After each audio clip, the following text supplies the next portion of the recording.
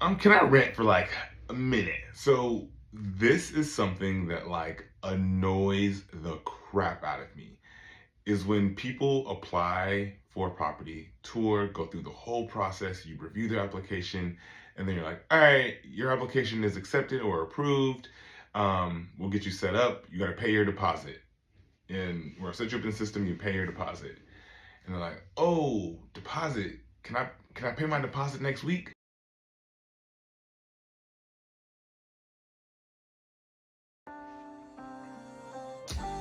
Welcome back to another installment of This Week in Real Estate, where I recap my week as a fix and flip investor and a self-managing landlord of 20 plus units.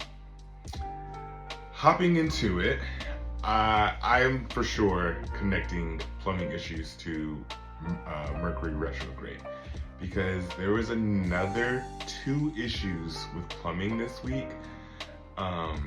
Both of them just crazy. Not crazy, but one of them was kind of crazy, but we kind of de-escalated it. So the one that was crazy was, it was just like a backed up line, and the plumber went out and he was like, yeah, this line is blocked. I think their like sewer line is cracked. We're gonna have to replace the whole sewer line. It's like $4,000. And I was like, whoa. And I had another company go out, and they were able to use what they call a jetter, which is like a heavy duty machine that jets through the line, and they were able to clear whatever blockage was in there. So did not end up spending $4,000. The jetting it is like significantly cheaper, like $300. So dodged a bullet there, but more plumbing issues, and I feel like I have like a backlog of plumbing issues, but working through those. And can I rant for like a minute? So this is something that like annoys the crap out of me, is when people apply for a property, tour, go through the whole process, you review their application, and then you're like, all right, your application is accepted or approved. We'll get you set up. You got to pay your deposit. And we'll set you up in the system, you pay your deposit. And they're like, oh, deposit. Can I pay my deposit next week? It's like, you can if the unit is still available. Like, why are you looking at properties if you don't have a deposit? I feel like a deposit is a very standard thing in getting a new place to live. Why are you applying for properties if you don't have the money for a deposit? Just wait till you have the money together. So, because this annoys me so much, and I've run into it like twice recently, I'm gonna update my screening questions. So, the Show Mojo system that I use, before you can schedule a tour, you have to answer like 3 or 4 questions. And if you don't answer them all correct, then you're not able to book a tour. One of the new questions is going to be like, do you have the money required for your deposit now? And if you answer no, you're not going to be able to tour until the answer is yes. Mini rant over. I'm also thinking about hiring in-house management. So this is a while ago. I've had some people work with me, and they were pretty much my boots on the ground, like property manager. I handed over the day-to-day to them. They coordinated maintenance and a lot of other stuff.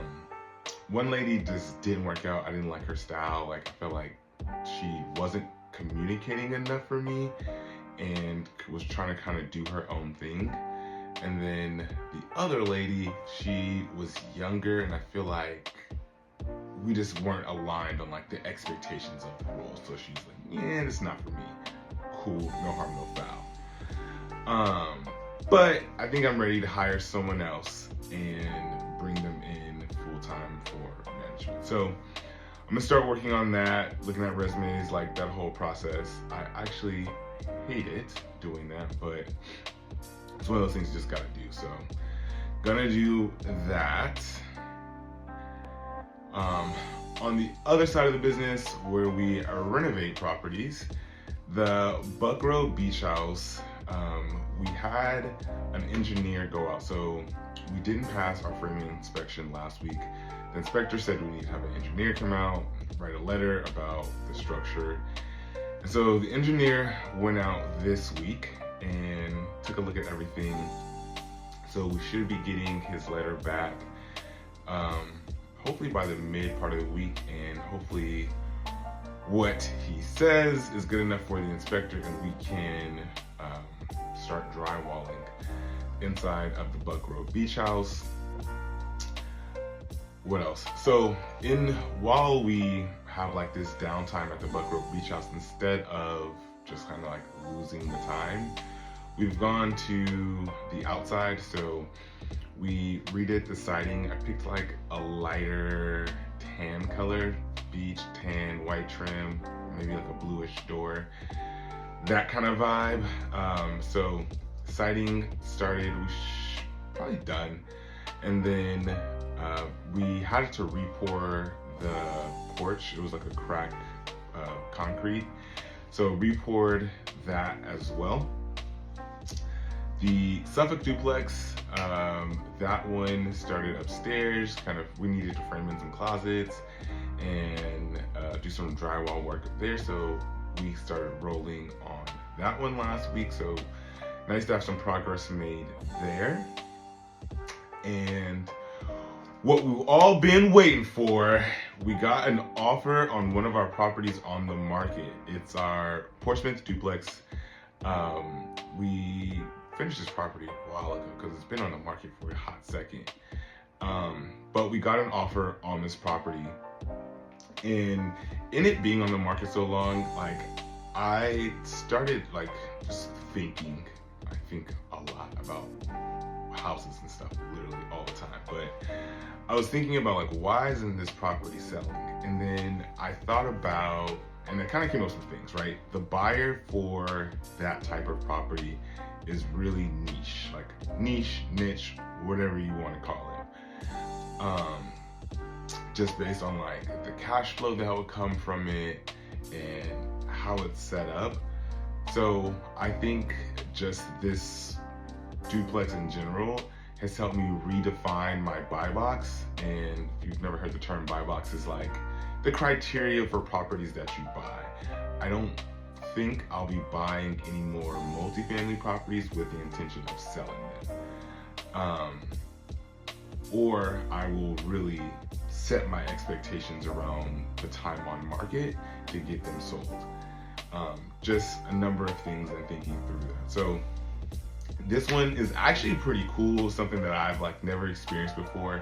The buyer submitted their offer and they waived the inspection, but they sent me a PICRA. So a PICRA, I've defined it a couple times before, but a PICRA is basically a list of repairs that a buyer will ask the seller to make, and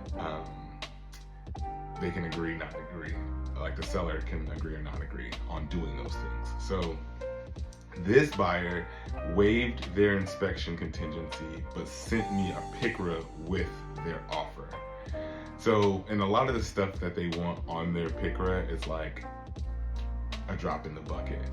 So we signed their offer. We did not counter, we signed, and we're officially under contract, and they're shooting for a 3-week close. So we'll offer within the month and close within the month.